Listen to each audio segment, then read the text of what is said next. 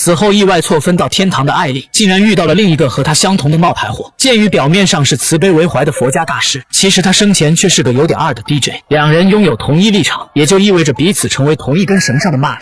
Welcome to the bottom of the barrel.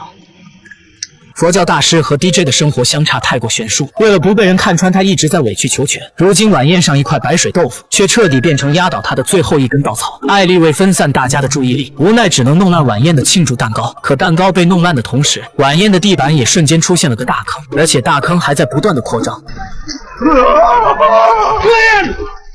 You broke the world. It's not a compliment.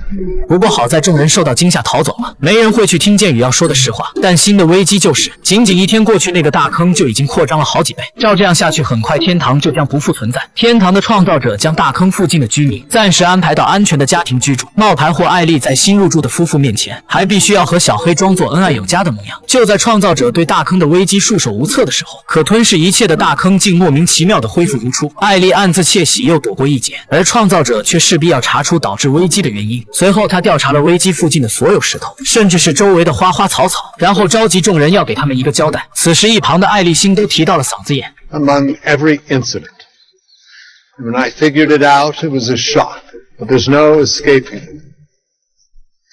The problem is me. 原来他突然感觉到自己很无能，声称要辞去天堂的头衔，告了还乡。起初艾丽还很兴奋，毕竟这样会大大降低自己暴露的风险。但当他知道宣布退休就要经过烈焰反复的灼烧时，艾丽不淡定了。如今想阻止创造者退休，除非牺牲人工智能管家珍妮，关掉离开的火车。可小黑却非常反对，为了救人而杀人是不对的。没曾想最后竟是他不小心按动了重启的开关。 Attention! I have been murdered.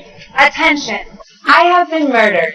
珍妮死后，创造者的确是不能退休。不过反过来，他要查出凶手，为珍妮报仇。如果事情一旦查清，那小黑谋杀珍妮和剑宇的冒牌身份都将被公之于众。而经过这段时间的洗礼，艾丽学会了担当，于是她主动站了出来，承认自己冒牌货的身份。